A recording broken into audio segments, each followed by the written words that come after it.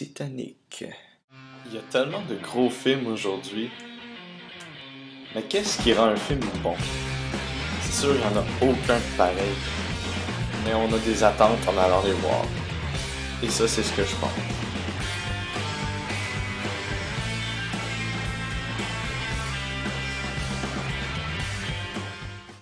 Il ne faut pas que je manque mon coup dans cette critique, parce que Titanic est un succès total.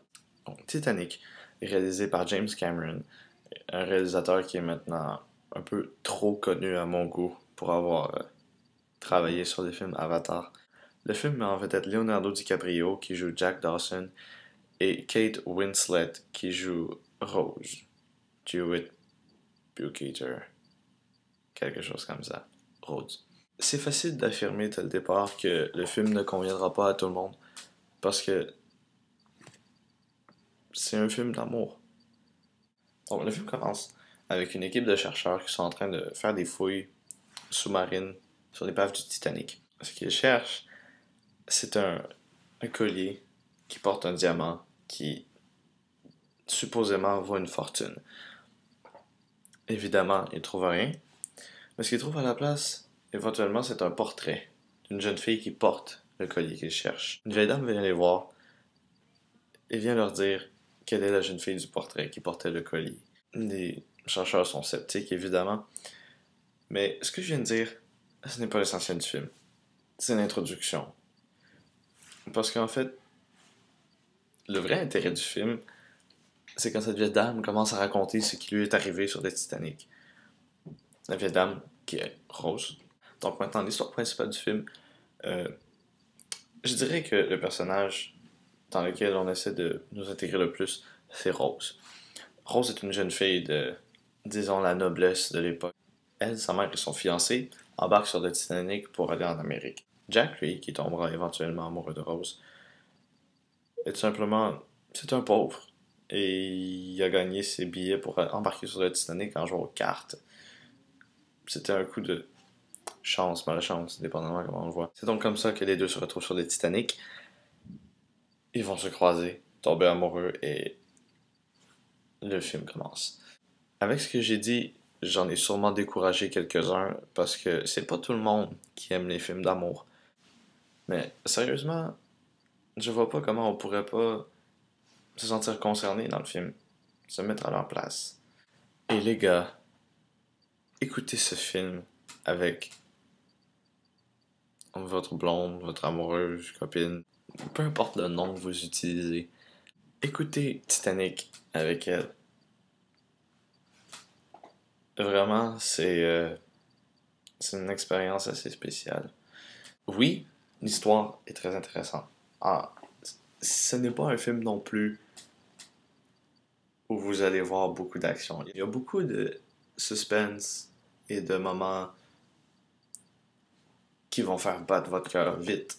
Mais ce sera pas à cause d'une bataille ou quelque chose comme ça. Vraiment, le gros de l'action, en fait, se déroule pendant, je dirais, le dernier tiers, quand le bateau commence à couler. Là, ça devient intense. On peut considérer ça de l'action, mais ça rentrera pas dans la catégorie action de certaines personnes. Donc, pour jouer Jack et Rose, Leonardo DiCaprio et Kate Winslet ont été excellents. On voyait dans leurs yeux qu'ils étaient amoureux l'un de l'autre par des personnages, mais ils arrivaient à rendre ça crédible, possible, et que les spectateurs y croient et voient deux personnages qui s'aimaient vraiment follement, et il fallait, parce que dans un film d'amour comme ça, si on n'a pas l'impression que les deux personnages s'aiment pas, ça peut pas marcher. James Cameron a fait une belle job pour ça. J'ai vraiment aimé les points de vue, je les ai trouvés beaux, et peut-être que tout le monde sera pas d'accord avec moi, mais vraiment, ça a été bien filmé. Le Titanic est très bien filmé. Tout le monde ne reconnaîtra peut-être pas, mais dans la scène où on est dans la cale avec les ouvriers, quand le Titanic vient de frapper l'iceberg, on reconnaît vraiment bien le style de James Cameron. Avec les effets sonores, les prises de vue, j'ai trouvé que ça c'était fait un peu à la façon de Alien 2 ou de Avatar même.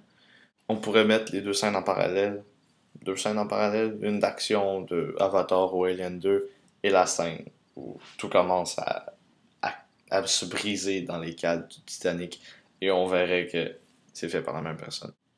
Donc le film a une bonne histoire et c'est bien réalisé. Mais autre chose aussi que j'ai trouvé vraiment fort de ce film-là, peut-être que ça s'applique pas aux filles, mais personnellement, pour un gars, je me, je me mettais à la place de Jack. Ça provoque la pensée. On se demande qu'est-ce qu'on ferait à sa place dans cette situation-là. Qu'est-ce que tu serais prêt à faire pour l'autre? C'est puissant, ça provoque des émotions vraiment fortes et c'est c'est un succès pour un film, ça. C'est difficile à faire. Et James Cameron a vraiment réussi à amener ça, mais il n'aurait pas été capable sans les deux personnages principaux très bien joués. Évidemment, il faut qu'il y ait un méchant dans le film. Dans celui-ci, c'est Cal Nathan, joué par Billy Zane. Ça, c'est quelque chose que je trouve presque triste. Parce que quand un méchant est trop bon dans un film, après, à chaque fois que tu revois l'acteur dans un autre film, même s'il joue un bon, tu vas le détester. Donc oui, Billy Zane a fait du très beau travail. Il était à battre. Je suis porté à dire que le film est pour tout le monde. C'est vrai. Le film est pour tout le monde. Ça veut pas dire que tout le monde va l'apprécier au même niveau. Il y a une scène d'une nudité partielle de Rose et je suis sûr que beaucoup de gars vont niaiser cette scène-là s'ils l'écoutent. Un peu de maturité. Un gars très macho ne dira pas aimer ce film, mais dans les faits, si on accepte être sensible à un certain point, on ne peut pas ne pas aimer ce film. Donc pour Titanic, je vais donner un 8 sur 10. L'histoire était très bonne, bien implantée dans les événements qui sont arrivés pour vrai.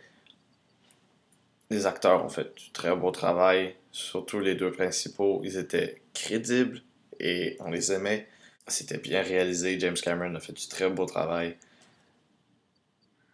Et la participation du spectateur était vraiment appréciée. On se sentait touché par le film. Mais c'est un film qu'il faut écouter avec sa conjointe ou son conjoint. C'est une expérience à vivre dans une vie.